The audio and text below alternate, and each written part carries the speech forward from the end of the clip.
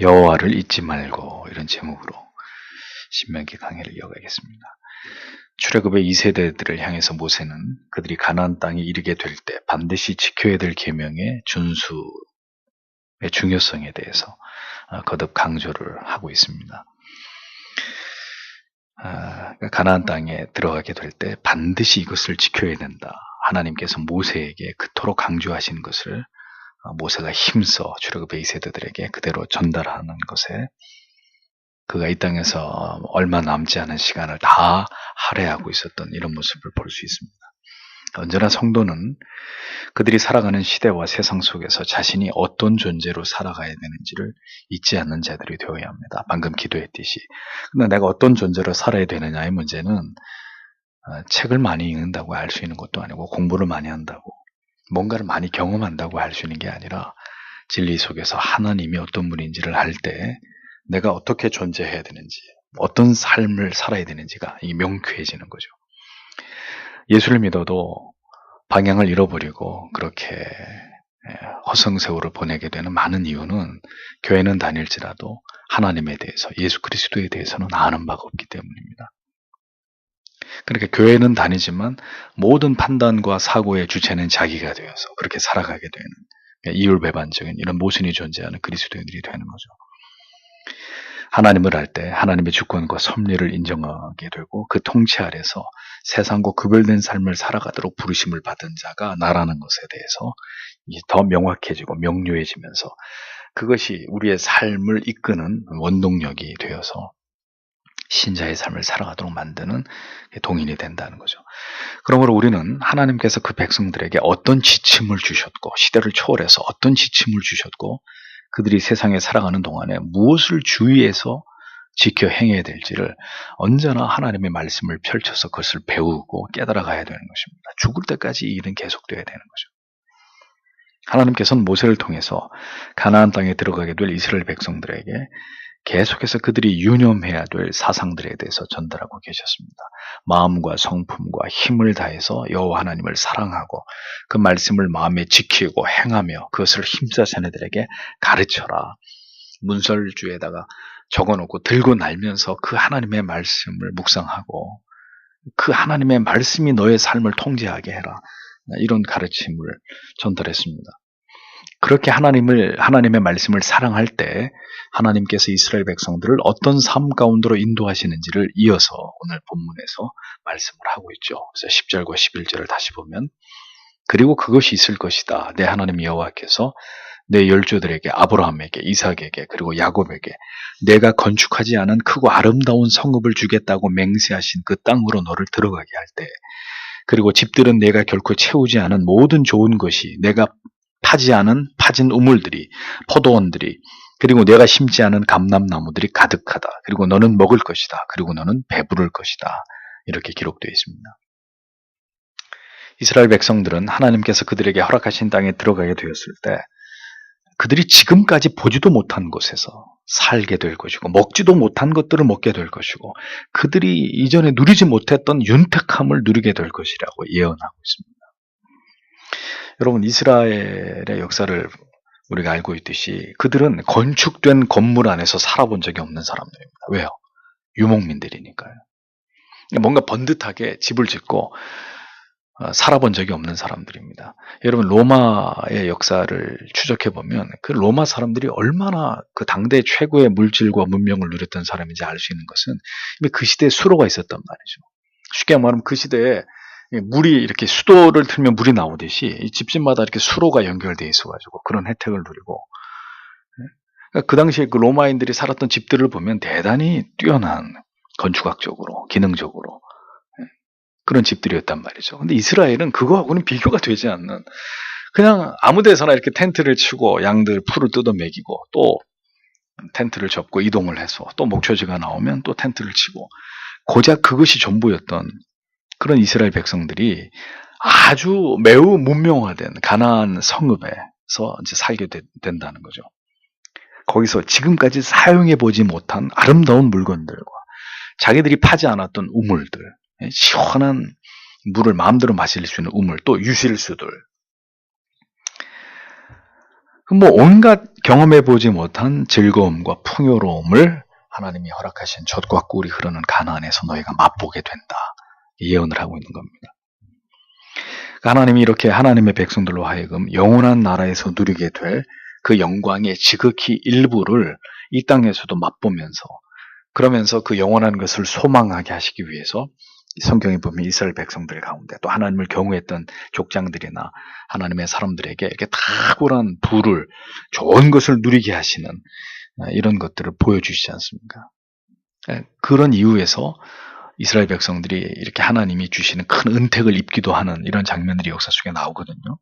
그러니까 여러분, 성도도 이 세상에서 때로 하나님의 은혜와 축복하심으로 좋은 것을 누릴 때가 있다는 거예요. 우리라고 매일 가난하고 궁핍한 것만 아니라 하나님의 어떤 계기로 우리에게 복을 주시면 우리가 이 세상에서 어떤 물질적인 윤택함, 물질 때문에 더 이상 막 이렇게 고통당하지 않아도 되는 이런 삶을 살아갈 때가 있겠죠. 그러나 그러한 세상의 아름다운 것들을 얻게 하시는 것은 그 세상의 것을 마음껏 누리면서 세상에서 썩어질 것들을 탐닉하는 삶을 살아가게 하시기 위함이 아니라는 거죠. 오히려 그 모든 좋은 것들이 하나님께로부터 허락되었고 이 땅에서 그것을 누리면서 이것을 주신 그 하나님을 경외하고 또 그 주신 물질로 하나님을 영화롭게 하는 선한 일에 힘쓰고 그러면서 장차 영원한 나라에 가게 될 때 우리가 궁극적으로 누리게 될 그 영광과 그 기쁨을 바라고 소망하게 하시기 위해서 때로는 하나님이 신자의 삶의 윤택함도 형통함도 어떤 길을 열어주셔가지고 정말 그게 바늘구멍보다 어려운 길이었는데 그 길이 열려서 그 길을 가게 하시는 이런 하나님의 은총을 베푸신다는 겁니다. 그래서 하나님의 백성들에게도 좋은 것을 주실 때가 있고 이 땅에서 또 궁핍함을 경험해야 될 그런 삶이 우리에게 다가오기도 하지만 중요한 것은 신자는 형통할 때든 곤고한 때든지 어떻게 해야 됩니까? 기록된 말씀대로 영원한 나라를 바라보고 소망하고 하나님을 경외하고 사랑하는 것에만 초점을 맞추고 살아가는 하나님의 백성들이 되어야 된다는 거죠. 그러니까 그런 것입니다. 신자는 이 세상에 사는 동안에 막 돈을 하나님이 많이 주셔도 그 돈이 하나님으로 순식간에 둔갑해가지고 돈을 숭배하는 그런 사람이 되지 않을 수 있다는 것을 보여줘야 되는 것이고 또 하나님이 극한의 궁핍과 어떤 자유를 박탈당한 채로 고통을 당해야 되는 삶에다가 하나님의 백성들을 내던져도 그 속에서조차도 하나님을 배신하지 않고 그 괴로움과 궁핍함과 고통 속에서도 하나님을 붙들고 가는 모습을 보여줘야 되는 이 극과 극의 어떤 상황에다가 하나님의 백성들을 던져놔도 그들이 올곧게 하나님만을 바라보고 믿음으로 살아내는 모습을 세상 앞에 보여줘야 될 사명이 있다는 거죠. 그래서 바울이 얘기하잖아요. 내가 부한데도 처할 줄 알고 곤고한데도 처할 줄 안다. 나는 일체의 그 비결을 터득한 사람이다. 그러니까 자기한테 그건 중요한 문제가 아니었다는 얘기죠, 바울이. 어떤 상황에서든 그 상황에 있게 하신 그 하나님의 뜻을 추구하면서 그 하나님을 알지 못해서 부자가 되면 부자가 됐기 때문에 펑펑 돈을 쓰면서 죄를 짓고 졸지에 가난하게 됐으면 가난한 것 때문에 원망하고 불평하면서 죄를 짓는 그런 모습이 전혀 아닌 모습으로 이 세상에서 살아가는 그리스도인의 모습을 우리는 이 세상 앞에서 드러내야 될 책임 있는 사람들이라는 거죠. 그러니까 그것을 드러내기 위한 부유함과 가난함이라는 겁니다. 그러하기에 그러한 모든 것들을 가나안 땅에서 이스라엘 백성들로 하여금 누리게 하실 때 무엇을 이스라엘 백성들이 주의해야 될지를 말씀하신 것입니다. 12절에서 13절을 보면 애굽 땅으로부터 종들의 집으로부터 너를 인도해 내신 여호와를 네가 잊어버리지 않도록 너는 너를 위하여 스스로 지키라. 네 하나님 여호와를 너는 경외해야 할 것이다. 그리고 너는 그를 섬겨야 할 것이다. 직역을 하면 이런 의미가 됩니다. 보십시오. 애굽 땅에서 종되었을 때 너를 인도해 내신 그 여호와를 잊어버리지 말아라. 이렇게 얘기합니다. 하나님을 잊지 않는 길은 우리가 살아가면서 하나님을 잊지 않는 길은 뭐냐? 우리가 어떤 처지로 살아왔던 자들이었음을 잊지 않으면서 하나님을 잊지 않을 수 있는 비결을 우리가 발견하게 된다는 거죠. 개구리가 뭘 생각을 못해요? 올챙이 때 생각을 못하잖아요. 여러분 대한민국이 겸손해지려면 지금으로부터 60년 전 전쟁의 폐허가 됐던 때를 자주 생각해야 돼요. 또 일제 치하에서 그 일본 사람들에게 무참한 괴로움과 폭압과 고통을 당하던 때를 기억해야 되는데, 문제는 다 전후 세대고 그 시대에 태어나지도 않았던 사람들이 이제 더 많아졌기 때문에 이렇게 되는 거죠. 젊은이들의 사고 자체가. 공산주의가 얼마나 무서운지도 모르고 김정은이 오는 걸 환영한다고 저 홍대 앞에서 사인을 받는 이런 말도 안 되는 세상이 되어버린 겁니다. 그때를 잃어버린 거예요. 전쟁이 얼마나 무서운 것이고 이 이념 때문에 죽고 죽이는 이 피비린내 나는 이 사륙이 얼마나 끔찍한 게 모른단 말이죠. 그러니까 내가 이렇게 오늘 부자가 됐어요. 그러면 그 사람이 그 어떤 그 졸부의 마인드를 가지고 그 돈 갖고 막 펑펑 돈 자랑하면서 그렇게 살지 않으려면 가난했던 때 한 끼도 먹지 못해가지고 물로 배를 채우던 그때를 생각하면서 그렇지, 내가 그런 때가 있었는데 지금 내가 이렇게 물질이 생겼다고 해서 내가 이걸 그렇게 물쓰듯이 쓰면서 그건 아니지. 그러니까 그 가장 어려웠던 때를 생각하면 오늘의 나의 삶에서 절제할 수 있고 자제할 수 있고 만족할 수 있는데 그때를 생각을 못한단 말이죠. 이스라엘 백성들이 애굽에 400년 동안 종로로 탈 때를 기억한다면 거기서 누가 너를 건져내 줬느냐, 누가 이 풍족함이 넘치는 이 새로운 땅의 주인 되게 했느냐, 누가 그렇게 했느냐, 나 여호와 아니냐. 그러니까 그겁니다. 너희가 먼저는 그 나를, 애굽 땅 종되었던 너희를 건져낸 나 여호와를 기억해야 되고 잊어버리지 말아야 되고, 그 다음에 그 새로운 땅에서 너희는 나 여호와를 경외해야 된다. 마땅히 너희는 나를 섬겨야 된다. 하나님이 그걸 이스라엘 백성들에게 분명하게 말씀하신 겁니다.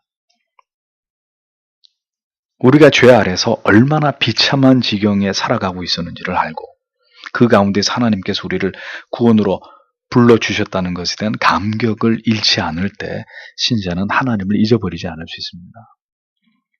네. 내가 예수 밖에서 어떻게 살았나, 내가 어떤 죄를 지으면서 이전에 내가 어떤 정말 죄인 중에 괴수 같은 삶을 살았던 자인가, 이게 자주 그걸 리멤버 하는 거죠. 내가 얼마나 쓰레기 같은 인생을 그저 내 잘난 맛에 내가 얼마나 그렇게 하나님의 마음을 아프게 하는 삶을 살았던 존재인가, 이걸 잊어버리지 않는 거예요. 그러나 바울이 그 노년이 다 되어서도 뭐라고 고백해요? 죄인 중에 괴수였다 내가. 그러니까 그 과거에 자기가 그랬던 그 하나님의 은혜 밖에 있을 때 자기가 어떤 존재였다는 것을 그 노사도가 한시도 그걸 안 잊어버린 거죠.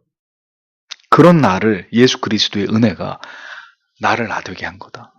그러니까 그걸 평생에 잊어버리지 않고 마음에 두고 살았기 때문에 바울은 하나님 앞에서 그런 삶을 살 수 있었던 거 아니겠습니까? 마찬가지죠. 죄 아래서 우리가 얼마나 비참한 그런 인생을 살았던, 얼마나 무지하고 어리석은 인생을 살았던 나였는지를 잊어버리지 않는 거예요. 그러면 우리가 하나님을 잊지 않고 살 수 있어요. 어떤 은혜인가, 어떤 사랑인가. 네. 여러분, 우리가 누구였는지를 잊어버리면 안 됩니다. 어떤 삶을 살아가던 자였는지를 절대로 잊어버리면 안 돼요. 그걸 잊는 순간 하나님도, 하나님의 은혜도 사랑도 까맣게 잊어버리는 그런 존재가 되어버리는 거죠. 우리가 결코 얻을 수 없는 것을 얻었고 누릴 수 없는 것을 누리게 되었을 때, 우리에게 도저히 주어질 수 없는 것이 어느 날 우리 손에 쥐어지게 됐을 때 우리는 이 모든 것을 우리에게 허락해 주신 분이 하나님이시다. 이걸 기억해야 되는 겁니다. 어떤 과거로부터 나를 건져냈는지도 기억해야 되고, 모든 좋은 것이 내게 왔을 때 이게 누구의 손으로부터 나에게 주어진 것, 이게 내가 잘나고 똑똑한 게 아니라 그분이 나에게 허락하신 귀한 은혜다. 이것을 잊어버리면 안 되는 거죠. 다윗이 그 사실을 굳게 붙들었다면 우리아의 아내를 감히 범하는 그런 죄는 안 넘어갔을 겁니다. 우리가 모든 것을 얻게 되었을 때 내 힘으로 모든 것을 다 누려도 된다고 생각하는 오류와 착각에 빠질 수밖에 없는, 그게 인간이에요. 그러니까 개척교회 할 때는 겸손한데 교인이 100명, 1000명, 10,000명, 5만 명, 10만 명 이렇게 되면은 자기가 하나님하고 동기동창인 줄 알아요. 네. 이게 문제인 거죠. 이게 그게 인간인 거죠. 그게.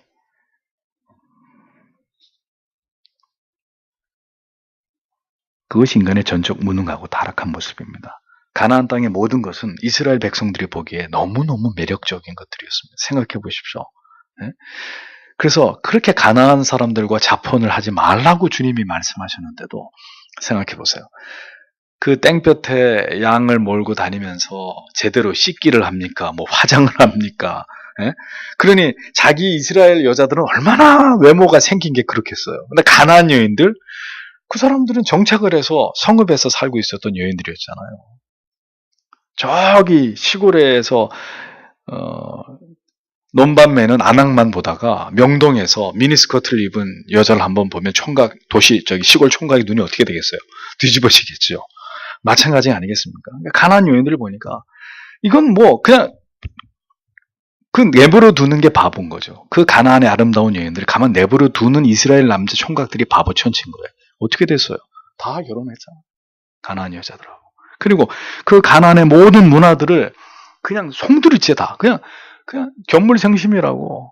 그 평생 흙먼지 속에 살던 사람들이 가나안 그 성읍이 이룩한 그 아름다운 문화를 보고 어떻게 됐겠냐고.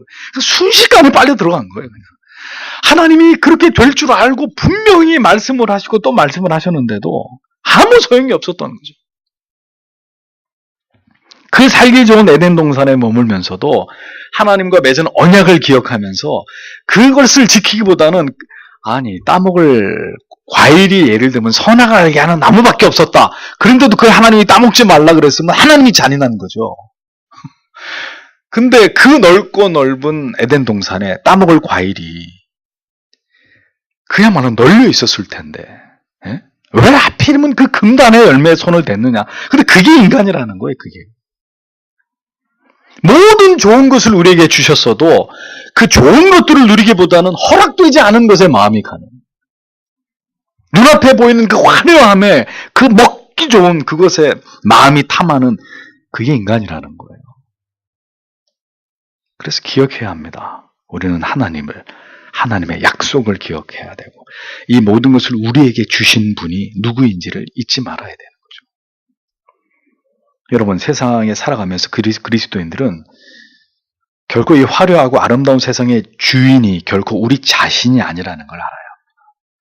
돈이 중요한 것이지만 이 돈의 주인도 내가 아니잖아. 하나님이시라는 거죠. 신자는 그걸 기억해야 합니다. 하나님을 그 은혜와 사랑을 기억하면서 가나안에 들어가더라도 변함없이 이 땅을 우리에게 허락하신 분이 우리 아버지시다. 그거 붙들었으면 이스라엘 백성들이 그렇게 쉽게 다 무너지지 않았을 텐데 까마귀 고기를 먹었는지 가나안에 들어가자마자 그 까맣게 다 잊어버린 거예요. 그토록 여호와 하나님만을 경외할 것을 하나님이 모세를 통해 그토록 강조하셨는데도 아무 소용이 없었던 거죠. 우리가 언제나 마음을 두어야 될 것은 이 세상이 아닙니다. 세상에 속한 것이 아닙니다. 이것은 그냥 이렇게 누리다가 주님이 오너라 그러면 예 하나님 가는 거예요. 이걸 들고 가요? 그냥 놓고 가는 거예요. 놓고. 세상에서 하나님께서 우리에게 좋은 것을 주실지라도 또 그렇지 않다 하더라도 우리는 오직 하나님과 그 계명에 마음을 두고 하나님을 기억하고 우리의 힘과 능력을 자랑하는 것이 아니라 오직 하나님만을 의지하고 신뢰하면서 그 이름으로 그 이름 앞에 맹세하면서 그 하나님의 권위와 통치에 순복하면서 하나님만을 높이는 삶을 살아가는 것을 하나님이 그리스도인들에게 요구하신다는 겁니다. 하나님 반드시 우리의 필요를 채워주십니다. 어떤 가운데서도 성도에게 선을 행하시고 때로는 우리가 바라지 않은 것까지도 풍성하게 채워주시고 선한 기회를 주시고 보답해 주실 아무런 이유가 우리에게 없는데도 성도가 하나님 앞에 드린 충성과 헌신에 대해서 때때로 세상의 아름다운 것으로 보답해 주시는 우리에게 그런 선물을 주실 때가 있는 하나님이십니다. 그럴 때 성도는 이 모든 것이 하나님께로부터 주어졌다라는 것을 기억하고 더 힘써 하나님을 섬기고자 노력해야 된다는 거죠. 결국 우리에게 베풀어 주신 것에 마음을 두고 집착할 것이 아니라 그것을 우리에게 허락해 주신 하나님을 더 경외하고 섬기면서 하나님을 영화롭게 하는 삶을 살아가는 자들이 되어야 한다는 거죠. 꼬마 아들이 아버지한테 아버지 자전거 사줘요, 자전거 사줘요. 그렇게 졸라가지고 아버지가 자전거를 사줬어요. 그러면 그 자전거를 사준 아버지가 귀해요? 자전거가 귀해요? 당연히 자전거를 사준 아버지가 귀한데 이 꼬마는 자전거가 귀한 거예요. 그래서 아버지는 이제 자전거를 얻어냈으니까 이제 아버지 존재는 잊어버리고 그냥 맨날 자전거만 타고 노는 거죠. 아버지가 아무개야 아빠하고 저 놀자. 아빠 등 좀 긁어줘라. 아빠하고 같이 목욕탕 가. 일 없어. 난 자전거 타고 놀 거야. 아버지는 뒷전이 돼버린 거예요. 그렇게 자전거를 타고 노니 자전거 고장이 안 나겠어요? 자전거 고장이 나요, 드디어.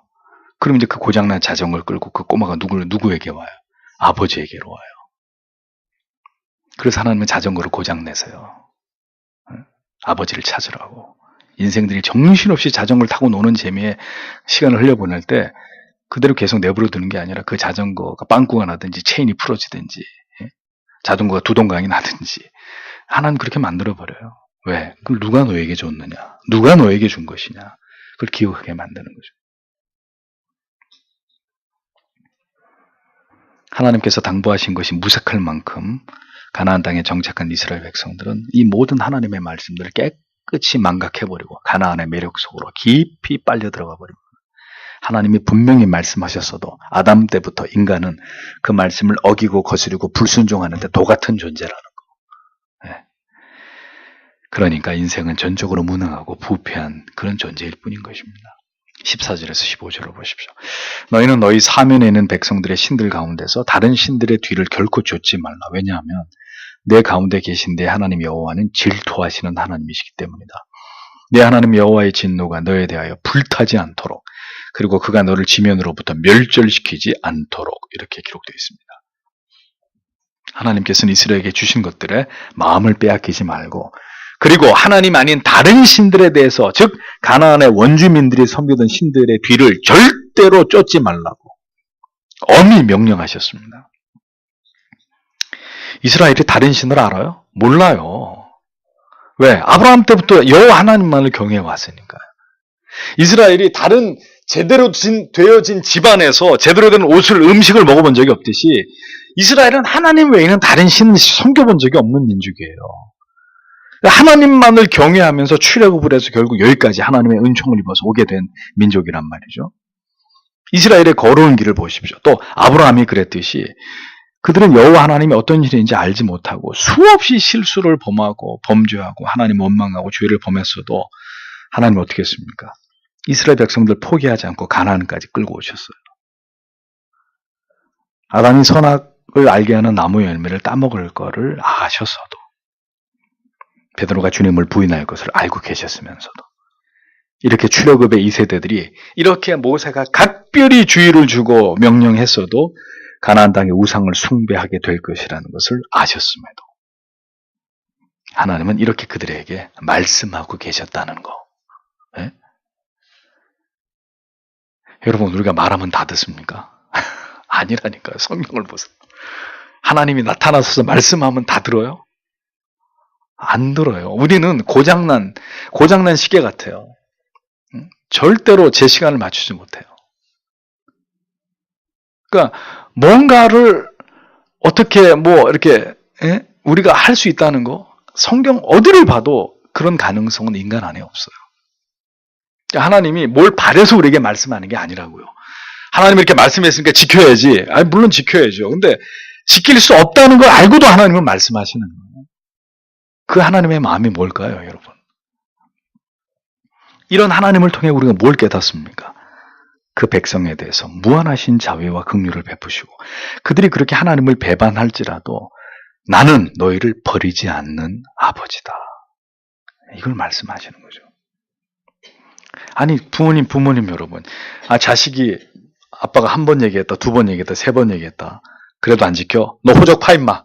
너 짐 다 가지고 나가. 너 이제부터 내 아들 아니야. 그러지 않잖아요. 물론 매는 들죠. 너 분명히 아빠가 세 번 네가 그걸 어기면 내가 분명히 이렇게 한다고 경고했는데 네가 그걸 안 지켰기 때문에 너는 이제 벌을 받아야 된다. 벌을 주죠. 체벌을 하긴 하지만 그 3-4번의 약속을 안 지켰다고 호적을 파버리고 영원히 그 딸을 안 보는 부모님은 안 계신단 말이죠. 하나님도 그런 것이죠.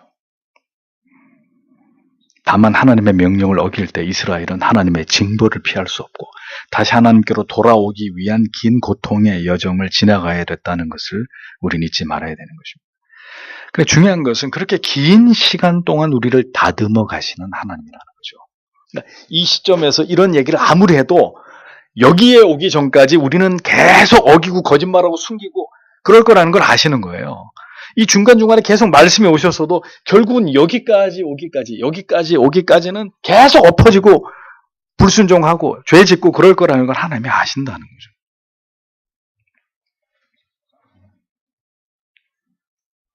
그렇게 긴 시간 동안 우리를 다듬어 가시는 하나님, 배반하고 우상 숭배하고 물질에 대한 탐욕과 탐심으로 넘어지더라도 음란에 빠지더라도 그들의 영혼이 강팍해지더라도 하나님은 그 백성과 맺으신 언약을 파괴하지 않는 아버지시라는 것을 성경이 우리에게 보여주고 있는 거예요. 이것이 성경이 묘사하고 있는 하나님이에요. 하나님의 속성과 본질이에요. 하나님께서는 가난한 백성들이 숭배하던 우상을 결코 숭배하지 말라고 말씀하셨습니다. 만약에 그렇게 된다면 필연 하나님께서 너희를 향해 진노하실 것이고 너희를 멸망케 하실 수도 있다고 경고하고 계셨습니다. 그렇게 결국은 징벌을 받아 떨어져 나갈 자들도 있지만 살아남은 자들에게는 다시 이러한 하나님의 진노와 징벌이 강력한 경고가 되어서 그들이 다시 하나님께로 돌아오게 만드는 하나님의 섭리가 되었던 것을 볼 수 있죠. 선을 넘으면 안 돼요. 선을 넘으면. 그럼 대가를 치르게 돼요. 하나님의 말씀을 청종하고 그 말씀에 순종하면 당하지 않아도 될 고통과 징벌은 피할 수 있습니다. 죄를 지었어도 빨리 회개하고 돌아오면 이게 맞는 강도가 이렇게 세지 않습니다. 그렇게 악을 행할지라도 하나님의 언약은 변치 않고 회개하고 돌아오는 자들은 언제나 하나님이 양팔로 벌려서 그들의 품에 안으시는 아버지시잖아요. 다만 그런데도 보세요. 여전히 그 이스라엘이 아직도 하나님을 헛되게 믿고 있다는 거. 네. 여전히 그의 아들을 부정하면서 아직도 메시아가 오지 않았다고 저 지독하게 고집스러운 이스라엘 백성들은 지금도 저러고 삽니다. 그렇다면 하나님께서 지금의 이스라엘을 향해서도 여러분 오래 참고 계신다는 것을 우리는 생각할 필요가 있는 거죠. 저 하나님의 아들을 부정하고 있는 이스라엘을 계속 지금 참아오고 계시는 거죠, 하나님이. 우리는 성경을 통해서 하나님의 그 사랑하시는 백성들을 향한 인내를 봅니다.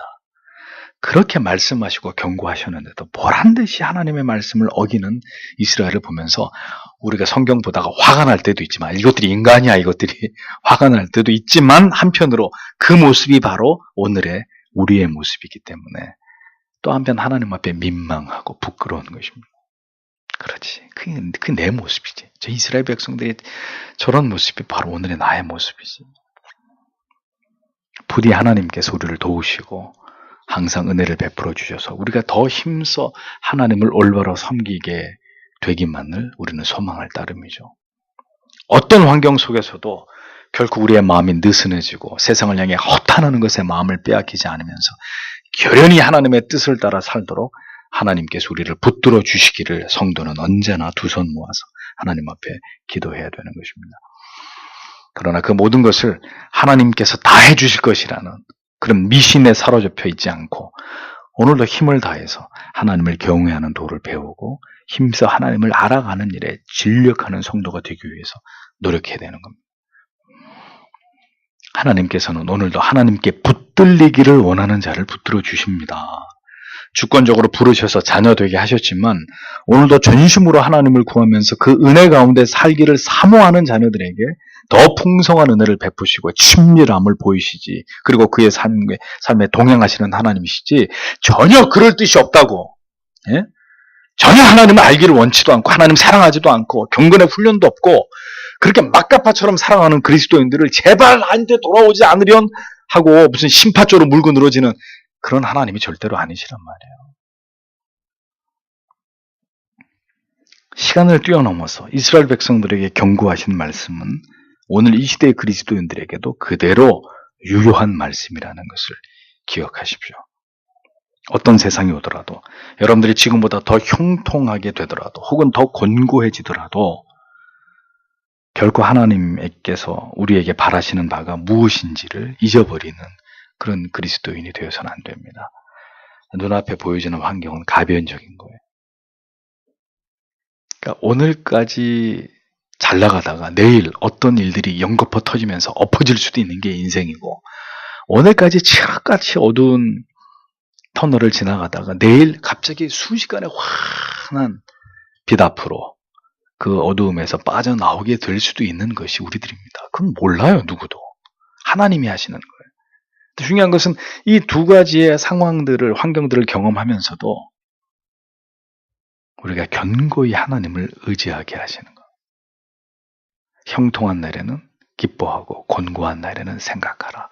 하나님이 이 두 가지를 병행하게 하사 사람으로 능히 그 장래의 일을 알지 못하게 하셨느니라. 왜요? 하나님만 의지하라고요. 성도 여러분, 믿음의 수위가 더 높아져야 할 때입니다. 하나님이 알아서 하시겠지, 이런 막연한 마음보다는 더 신앙에 열심을 내면서 더 깊은 진리를 깨닫고 우리의 영혼이 강건해지기를 사모하셔야 될 때입니다. 하나님께서 우리 모두에게 언제나 하나님을 더 사랑하고 경외할 수 있는 마음 주시기를 오늘도 간절히 기도하고 돌아가시는 여러분들이 되시기를 바랍니다. 기도하겠습니다.